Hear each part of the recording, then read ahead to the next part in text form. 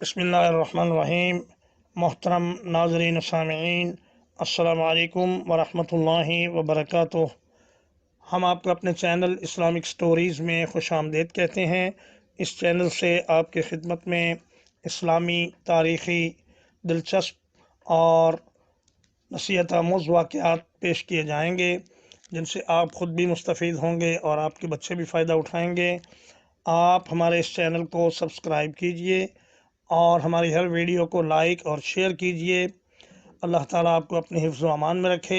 आइए अब आज की वीडियो की तरफ चलते हैं।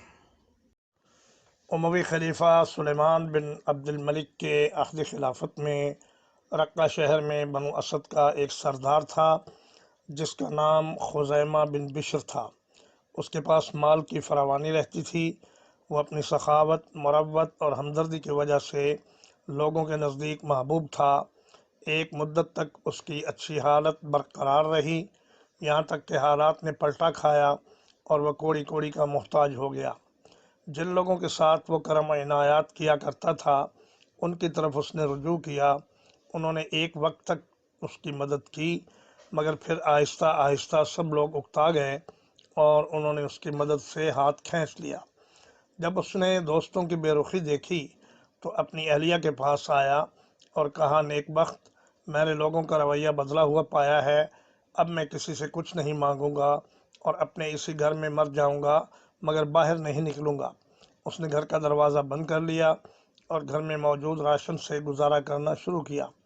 जब घर की अशियाए खुरो नौश ख़त्म हो गईं तो घर में हैरान व परेशान बैठा रह गया। उन दिनों इकरमा अल-फय्याज़ अर्रबिई अल जज़ीरा का गवर्नर था।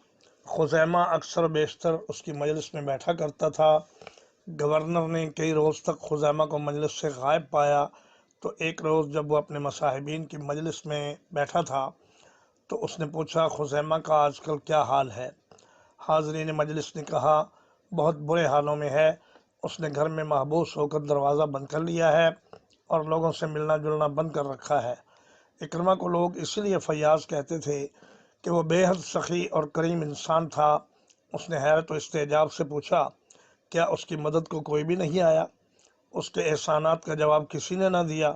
फिर वो खामोश हो गया और दिल में एक काम करने का अज़्म कर लिया। जब रात हुई तो उसने एक बोरी में 4000 दीनार डाले। फिर उसने अपना घोड़ा तैयार करने का हुक्म दिया, एक खादिम को साथ लिया और किसी को कुछ बताए बगैर घर से निकल गया। खुज़ैमा के घर के दरवाजे पर पहुंचकर उसने वो दीनारों की थैली खुद उठा ली और खादिम को पीछे छोड़कर खुद आगे बढ़ा और दरवाज़ा खटखटाया। खुज़ैमा बाहर निकला तो इकरमा ने बोरी उसकी तरफ बढ़ाते हुए कहा, मेरे भाई, ये माल पकड़ो और इससे अपने हालात दुरुस्त कर लो। खुज़ैमा ने बोरी ली तो महसूस हुआ कि काफ़ी वज़नी है। उसने बोरी ज़मीन पर रख दी और घोड़े की लगाम पकड़कर कहने लगा, मेरी जान तुम पर कुर्बान, ये तो बताओ कि तुम कौन हो? इकरमा ने कहा, मैं रात के इस पहर इसलिए नहीं आया कि मैं बताता फिरूं कि मैं कौन हूँ।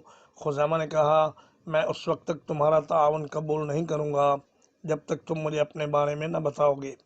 उसने जब देखा कि खुज़ैमा ज़िद कर रहा है तो कहा, मेरा नाम है मददगार। खुज़ैमा ने कहा, कुछ और बताओ। उसने कहा, नहीं, बस इतना ही काफ़ी है। ये कहा और वापसी के लिए चल दिया। खुज़ैमा दीनारों की बोरी लेकर अपनी अहलिया के पास आया और कहा, खुश हो जाओ, अल्लाह ने आसानी पैदा कर दी। अगर ये सोना है तो काफ़ी ज़्यादा है, उठो चिराग जलाओ। बीवी ने कहा, चिराग कैसे जलाऊं, उसमें तेल ही नहीं। खुज़ैमा ने बोरी को ठटोला तो उसको दीनारों से भरा हुआ महसूस किया। इधर इकरमा जब घर लौटा तो अहलिया को देखा कि वो शौहर की गुमशुदगी पर सख्त परेशान है। बीवी ने पूछा, आप कहाँ थे? इकरमा ने कहा, मैं एक करीम शख्स की मदद के लिए खुफिया तौर पर तन्हा निकल गया था। यह सुनकर बीवी ने रोना पीटना और चीखना चिल्लाना शुरू कर दिया। इकरमा ने कहा, अल्लाह की बंदी, तुमने अपनी ये हालत क्यों बना रखी है? उसने कहा, तुम्हारे अपनी बीवी के साथ नामुनासिब रवैया अख्तियार करने की वजह से मेरी ये हालत हो गई है। अल जज़ीरा का गवर्नर रात गए घर वालों और खुद्दाम को बताए बगैर घर से गायब हो जाता है। क्या ये सबब मेरी आहो बुका के लिए काफ़ी नहीं? मुझे तो लगता है कि आप किसी दूसरी बीवी या वाकिफ़ औरत को मिलने गए थे। اکرمہ نے کہا اللہ جانتا ہے کہ اس قسم کی کوئی بات نہیں۔ بیوی نے کہا پھر آپ کو بتانا پڑے گا کہ آپ نے ایسا کیوں کیا۔ اکرمہ نے کہا میں بتاتا ہوں، لیکن بات اپنے تک محدود رکھنا اور میرا راز کسی پر ظاہر نہ کرنا۔ بیوی نے کہا نہیں کروں گی۔ اکرمہ نے سارا واقعہ سنا دیا اور کہا اگر تمہیں اب بھی شک ہو تو میں قسم اٹھانے کو تیار ہوں۔ اس نے کہا اس کی ضرورت نہیں، میرا دل مطمئن ہو گیا ہے۔ ادھر خزیمہ جب صبح بیدار ہوا تو اس نے اپنے ذمے تمام قرضے ادا کر دیے، اپنے حالات درست کیے اور ایک بہترین گھوڑا خرید کر اس کو سفر کے لیے تیار کیا۔ گھوڑے پر سوار ہو کر خلیفہ سلیمان بن عبد الملک کی خدمت میں حاضر ہوا۔ جب خلیفہ کے دروازے پر پہنچا تو دربار نے خزیمہ کو پہچان لیا، کیونکہ وہ اپنی سخاوت اور خدمت خلق کی وجہ سے معروف تھا۔ خلیفہ سلیمان بھی اسے پہچانتا تھا۔ جب اندر داخل ہوا اور خلیفہ کو سلام کیا تو خلیفہ نے کہا خزیمہ کیا بات ہے کہ عرصہ ہوا تم ہماری ملاقات کو نہیں آئے؟ کہنے لگا میرے حالات بہت برے رہے امیر المومنین۔ خلیفہ نے کہا تم ہمارے پاس آ جاتے۔ کہا میری مالی کمزوری رکاوٹ بنی رہی۔ پھر مالی کمزوری دور کرنے میں تمہاری مدد کس نے کی؟ خلیفہ نے کہا امیر المومنین مجھے پتہ نہیں چل سکا کہ وہ کون تھا۔ رات گئے ایک شخص نے میرے دروازے پر دستک دی اور پھر خزیمہ نے سارا قصہ حرف بحرف سنا دیا۔ خلیفہ نے کہا تم نے اسے پہچانا نہیں؟ کہا اس نے چہرہ چھپا رکھا تھا۔ میرے اصرار پر اس نے صرف اتنا کہا میرا نام مددگار ہے۔